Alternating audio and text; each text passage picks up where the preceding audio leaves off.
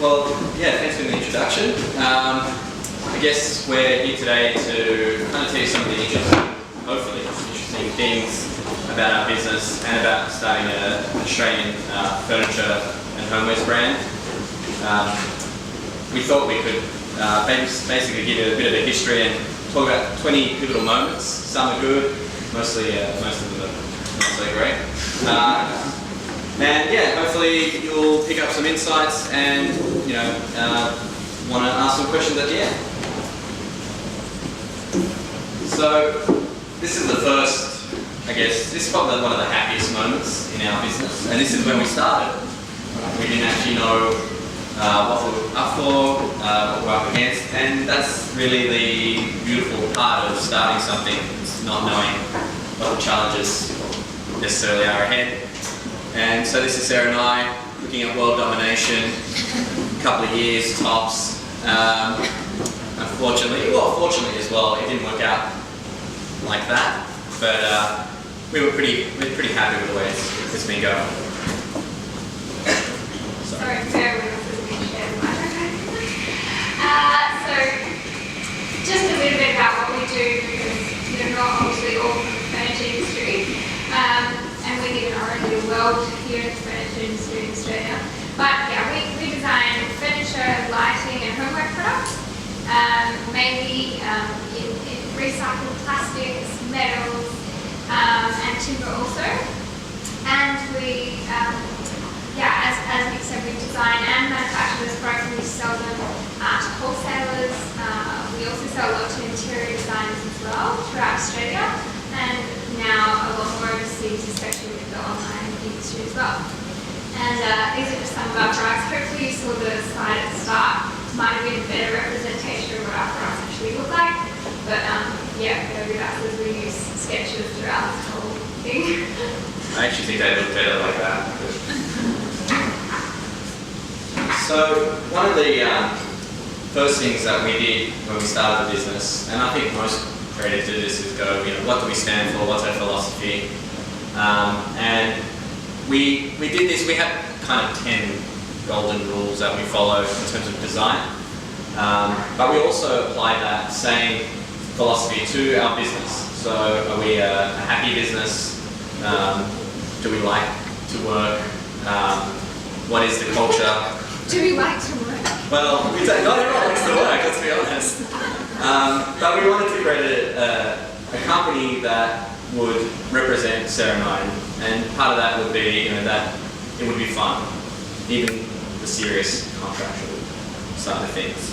But with the philosophy side for design, we think it's really important that when you create your philosophy, to do it based on your personal beliefs and what you personally want to achieve, and not what the market is kind of asking. A lot of people look at, okay, this is the market, so this is what I should be, rather than going, no, this is what I want to be, and the market will then follow.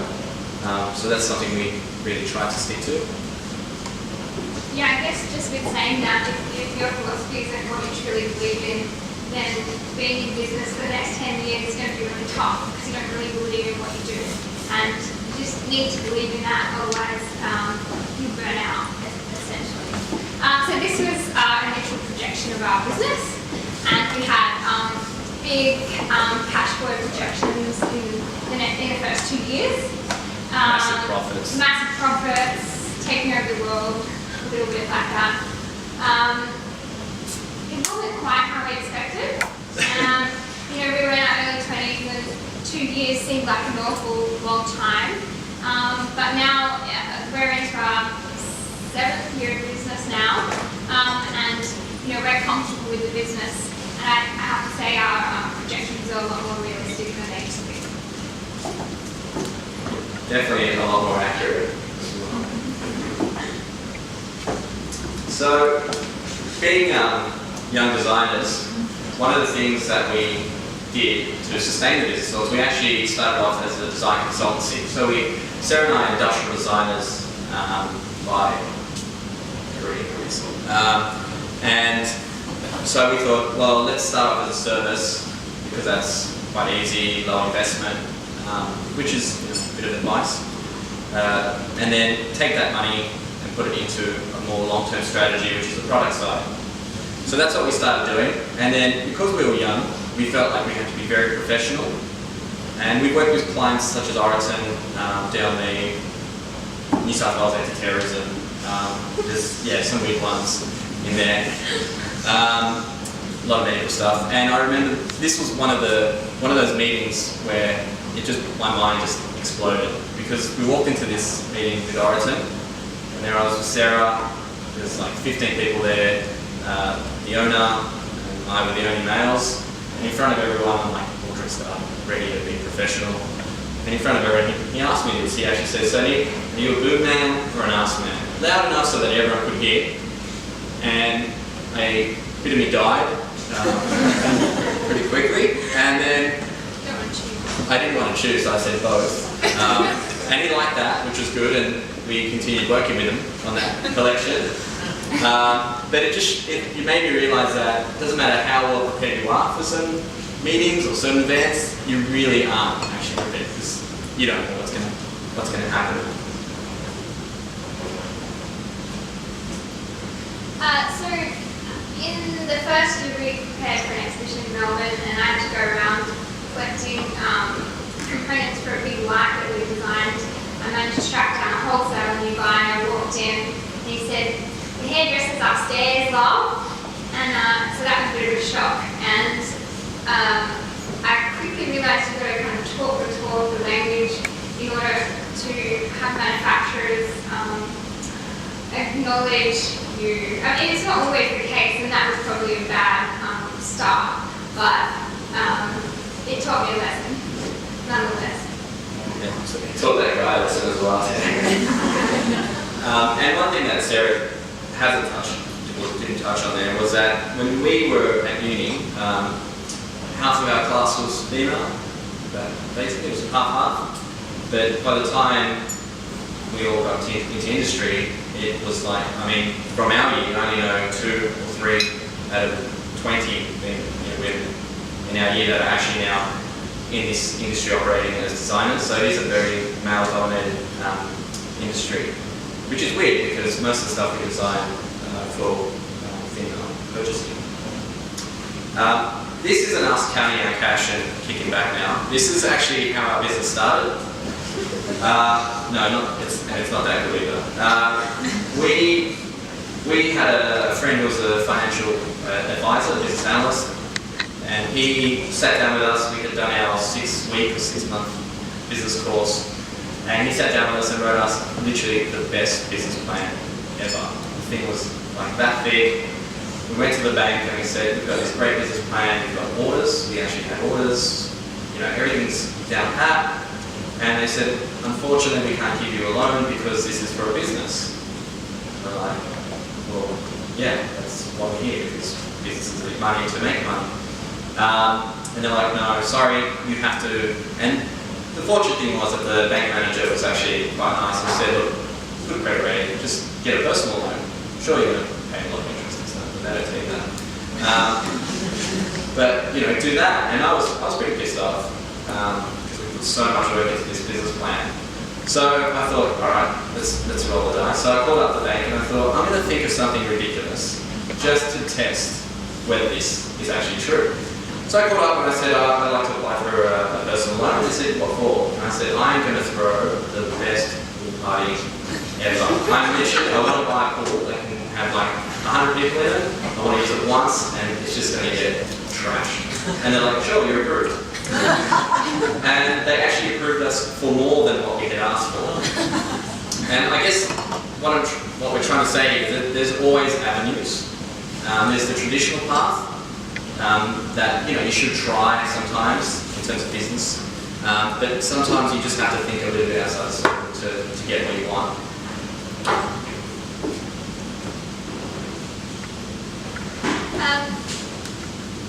So yeah, we've had some not so good manufacturers. We've also had some really great manufacturers, one of which was a guy called Bob Wood when we first started out. I think you could see the naivety in our eyes. We were so eager and keen. We came to him with a prototype and he just sat us down and he asked me, "So what's the most important thing in in business? And I said, marketing. He's like, no, it's cash flow. And that's really just stuck in our heads. This moment, this big guy, actually quite friendly, kind of looks pretty scary there. He's actually really nice. But it was a really good lesson to learn. It probably sounds silly to some of you, but to industrial designers that have done a 6-week business course, this was a really great lesson to be told.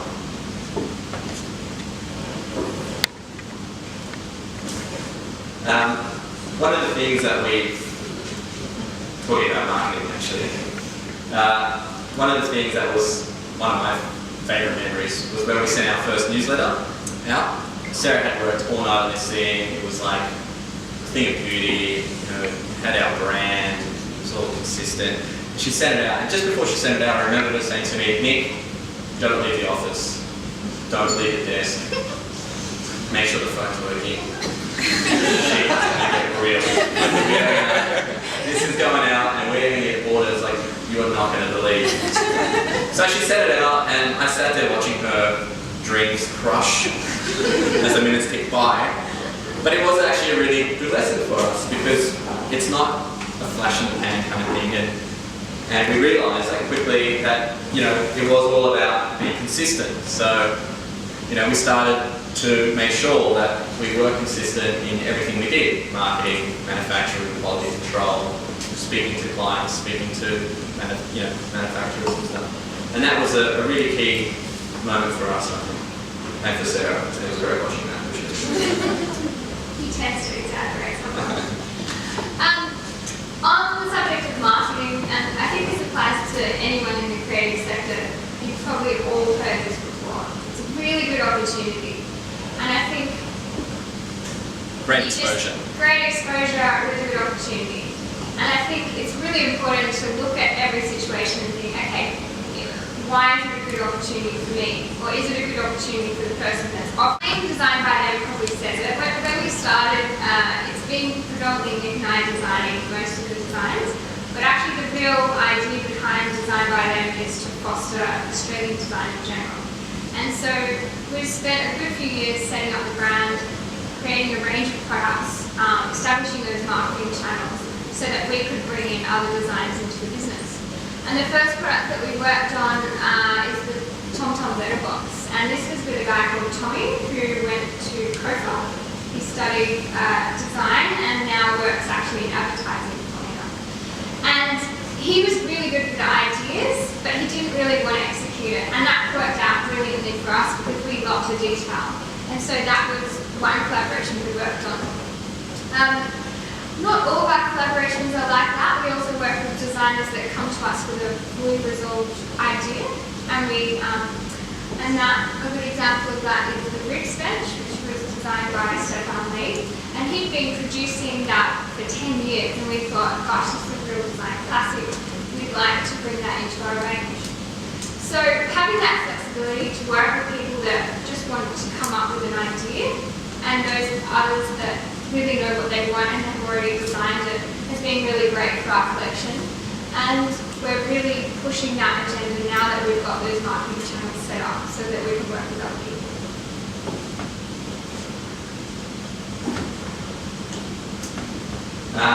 So one of the things that we quickly realised was that we actually don't know a lot about a lot of things. And paying people for advice is usually worth it. I know Google can give you every answer under the sun, but what we quickly realised was, having worked with some fashion clients, the way that the fashion industry operates, and we were like, okay, we want to be like the fashion industry. And what that meant was bringing in a business development manager and making her really drive us. And it was a little bit difficult at the time because we're quite, sometimes we're a little bit emotional about design, like, oh, we just love this, we're just going to release it. It's like, well, how much is it going to cost you? Like, it doesn't matter. How much money are you going to make? Or, not important. And she's like, you're not doing it.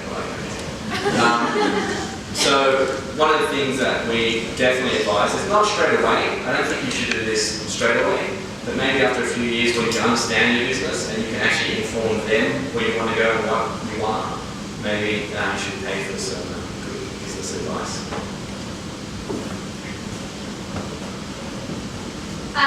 So part of that consulting that we did is they made us realise how little we do that is actually design, and the importance of actually making sure we still do design. So you can see we had to allocate certain days. They're not much, but they're still there, and it still helps things tick over. I guess with that comes a realisation of how little design you do, but also the acceptance that you have to do that other stuff. But as long as you make time for design and growing the business, then it's okay.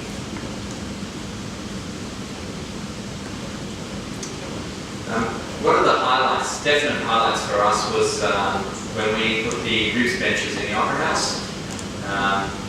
Stefan actually taught Sarah and I at university, and he's a designer that we love, total man crush. And to be able to have one of our collaborations go into the Opera House and to be able to pay him a royalty, it's one of the best bills that we've ever paid. We were smiling, who smiles paying bills? But it was just a real highlight, and it happened so quickly. And this is one of the scenes where you have to gear yourself towards these opportunities maybe happening. So Sarah had spoken to him maybe 2 weeks before that we had the order. He said, "Oh, I really like your bench. What are you doing with it?" He's like, "I'm not going to make it anymore." And we said, "Okay, we'll make it. We'll make the prototypes. We'll roll with it." And within 2 weeks, we had the order. So sometimes taking those risks does actually pay off as well.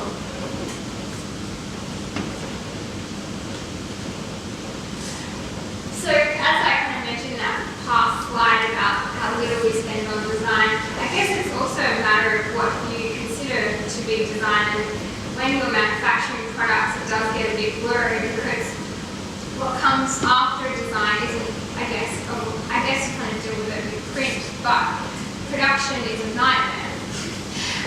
Producing one chair for an exhibition is the easy part, and then trying to produce it en masse 100 or 200 times is really challenging. So when we kind of talk about that design day on Wednesday, that's not just sitting in a cool cafe doing sketches, it's how do I make this without any loopholes for how to put it together. Anyway, just the detailing of it all, trying to iron out imperfections, trying to sell it for a good price so that people can actually afford it in the first place. There's so much other stuff around design, and I think accepting that is really what's going to determine whether your product is a prototype or whether it's available and affordable for everyone to use.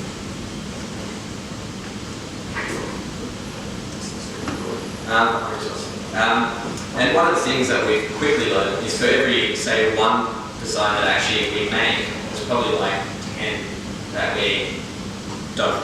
So we'll follow a product, we've gone right to production and had our first batch made, and then we're like, okay, we're not going to make this product anymore.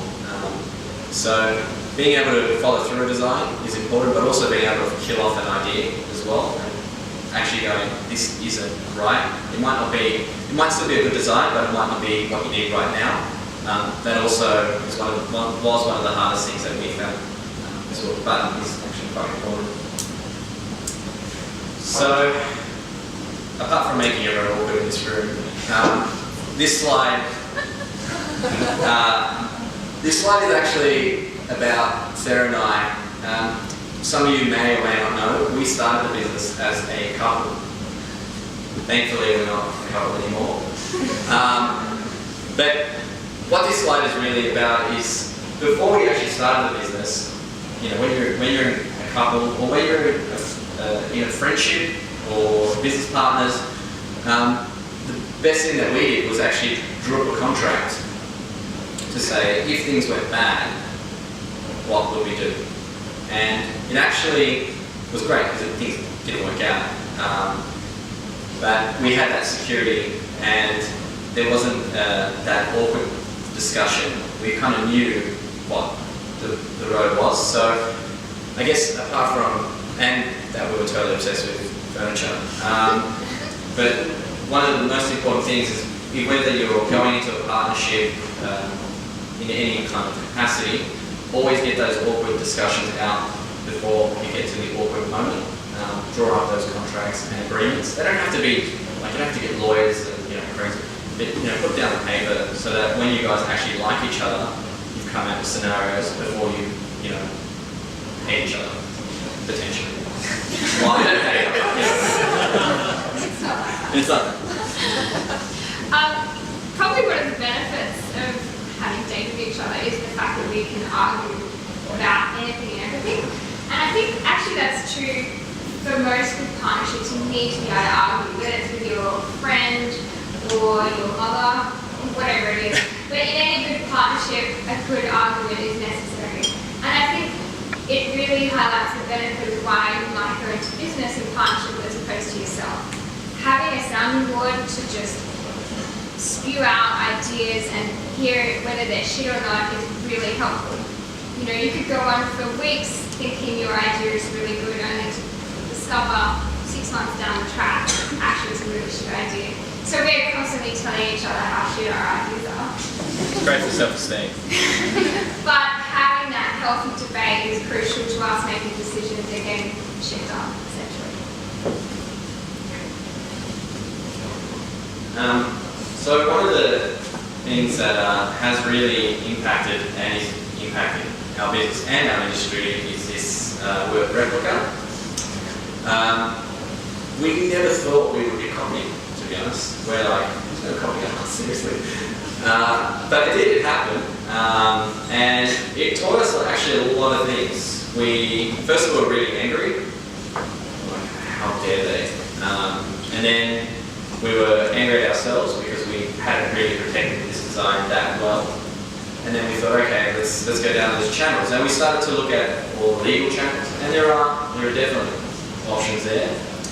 And then you start looking at the numbers and the benefits, and okay, let's take away emotion from this. And it's unfortunate that Australia, in the furniture industry, has quite a bad reputation for this. You would think that the company that ripped us off was an overseas-based company. It was actually 2 Australian companies that have done this. And what it also highlighted to us was problems with our strategy. Now, up until this point, everything we made was made in Australia, small or large. And that was just something that we had decided to begin with. But it also created opportunities for our competitors based on price. And what we quickly realised is that you cannot rely solely on IP protection as a mechanism to stop it from copying you. You have to also be innovative, pushing the design, but also not giving them the temptation to go, well, I can make that for a third of the price overseas, and I'll just bring it here and I'll cut them. So competitive pricing was actually a definite business strategy that we have to employ as well.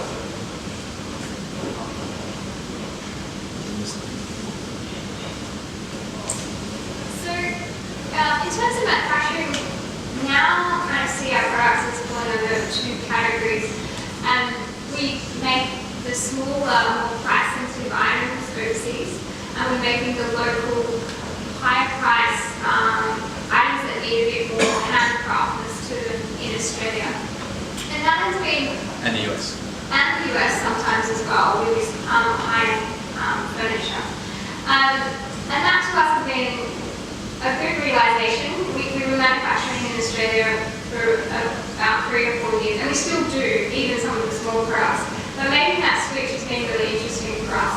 I think we thought that a lot of, with the smaller products, that people would pay premium to have a product that was made in Australia. In actual fact, what we think people really like is the fact that it's Australian designed. And by us using our Australian design skills, we can still make a product, make it overseas, and make it for a price that people can afford. And I think that to us as a brand, being very accessible, is working well for us. We still have manufacturers in Australia, and they're amazing. We make our timber stuff here, just because the guy that makes our timber stuff knows everything there is to know about timber. And it's really quite a challenging material to work with. It's not silly, it's timber, it's traditional but there's little peculiarities that come along with timber. And he also has a really cool robot that we like to work with as well.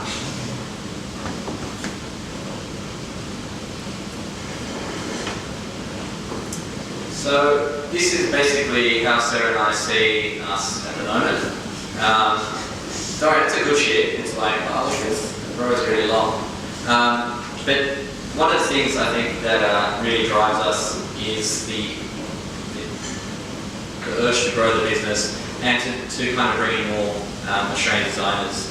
We understand that business changes quite quickly and it's very dynamic, but I think as long as you have an eye on the end goal, it does actually pass by. Before you know it, you actually get there sooner rather than later. So yeah, thanks for your time, and hopefully we can share some more words with you down the track.